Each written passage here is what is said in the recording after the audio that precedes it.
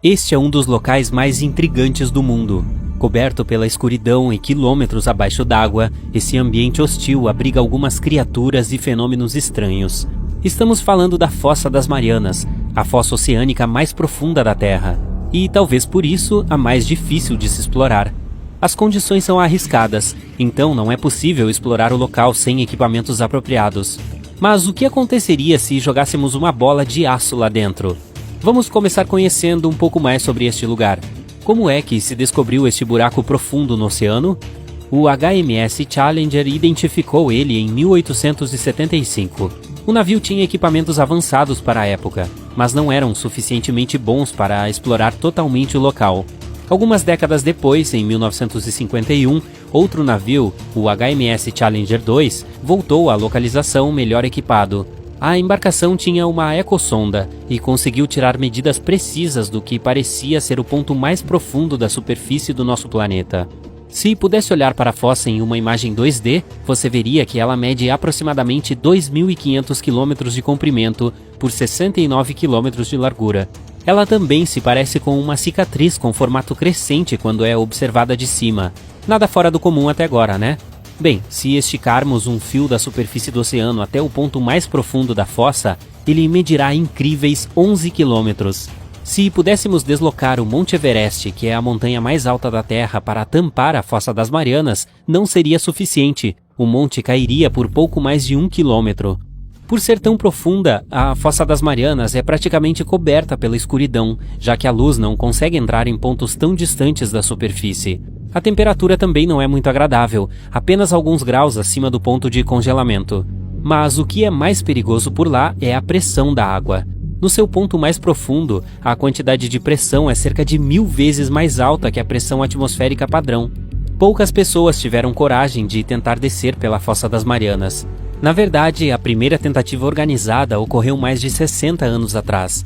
Ela foi feita por Jacques Piccard e Don Walsh em um submersível.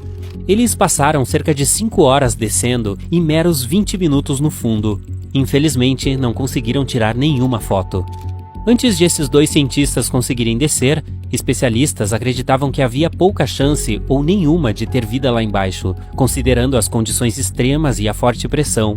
Mas enquanto estavam no fundo, o refletor do submersível iluminou uma criatura, e ela era muito achatada. Como você pode imaginar, os recursos lá embaixo são muito escassos. Que tipo de criaturas vivem lá? E como elas conseguem sobreviver considerando a hostilidade do ambiente? Surpreendentemente, há muitas espécies vivendo na Fossa das Marianas. Algumas dessas criaturas dependem de substâncias químicas para sobreviver, como o metano e enxofre, enquanto outros tipos de peixes se alimentam de espécies marinhas, que, bem, são mais fracas que eles na cadeia alimentar. As criaturas mais comuns encontradas lá são os xenofóforos, antípodes e pequenos pepinos do mar. Alguns se adaptaram endurecendo a pele, usando o alumínio presente na água do mar. Criaturas menores, como micróbios, se adaptaram comendo substâncias químicas emitidas quando a água do mar bate nas rochas. Elas consideram o peixe-caracol das Marianas o maioral de lá, em termos de vida selvagem.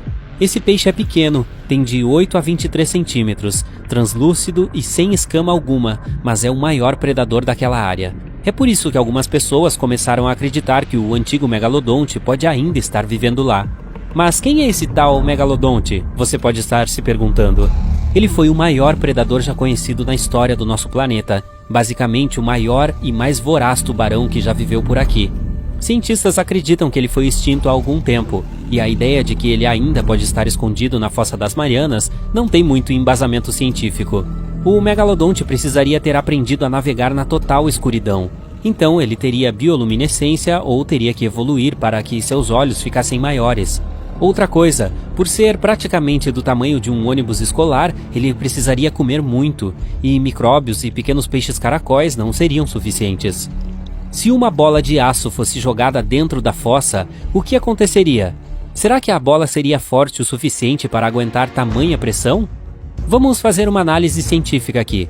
Considerando que é uma bola de aço sólida, a pressão encontrada no fundo da fossa não seria suficiente para afetá-la e causar algum dano permanente. Ela levaria 12 minutos para chegar ao fundo do oceano. E a temperatura? Bem, parece que a diferença de temperatura entre a superfície e o fundo da fossa é considerável, uma diferença de cerca de 30 graus Celsius. Então isso faria a bola encolher um pouco, mas assim que ela voltasse para a superfície, voltaria ao normal. Se a bola ficasse presa lá embaixo, será que a corrosão a afetaria? Bem, a corrosão do aço depende muito da quantidade de oxigênio da água, e essa quantidade permanece constante em profundidades maiores que 5 km. Vou te poupar dos cálculos, mas o aço levaria mais de 10.000 anos para enferrujar totalmente no fundo do mar. Agora, não consigo parar de pensar no seguinte: o que nós, humanos, precisaríamos para conseguir sobreviver em profundidades tão grandes? Vamos analisar o que foi usado no passado para explorar esse local misterioso. Uma coisinha chamada espuma sintática. Por quê? Pois esse é o único material que pode flutuar e resistir à quantidade de pressão existente lá. Sem esse tipo de proteção, nossos pulmões estourariam rapidinho. E mais, a pressão da água empurraria líquido para dentro da nossa boca, substituindo o precioso oxigênio por água. Aí precisaríamos conseguir voltar para a superfície caso alguma coisa saísse fora do planejado. Uma das embarcações que fizeram esse mergulho profundo aqui tinha pesos de aço de 450 quilos presos a ela para garantir que afundasse. Esses pesos foram conectados ao navio com um tipo especial de fio que tinha um tempo de corrosão aumentado de 11 a 13 horas na água do mar para caso alguma coisa desse errado lá embaixo e eles precisassem voltar mais rapidamente. Considerando as condições extremas da Fossa das Marianas, ter um bom suprimento de oxigênio é muito importante também. Qualquer embarcação que queira descer lá de novo precisaria considerar algum aparelho capaz de reciclar o ar para reduzir a quantidade de oxigênio que precisa ser transportada para lá. E por último, mas não menos importante, outro problema seria a eletricidade. Não há tomada alguma lá embaixo para você recarregar seu celular, então é preciso levar baterias suficientes para manter todos os equipamentos funcionando. Os de comunicação, de suprimento de oxigênio, de iluminação e outros. Mas parece que esses problemas já não são tão desafiadores, pois hoje em dia é possível até comprar um passeio pela Fossa das Marianas. 3 sujeitos sortudos fizeram parte desse projeto em 2020. Eles foram submersos dentro de uma esfera de titânio com 9 centímetros de espessura. Isso garantiu que não sentissem nenhuma mudança de pressão e nenhum estresse fisiológico. Cada um dos turistas fez uma viagem individual que tinha uma duração estimada de cerca de 14 horas.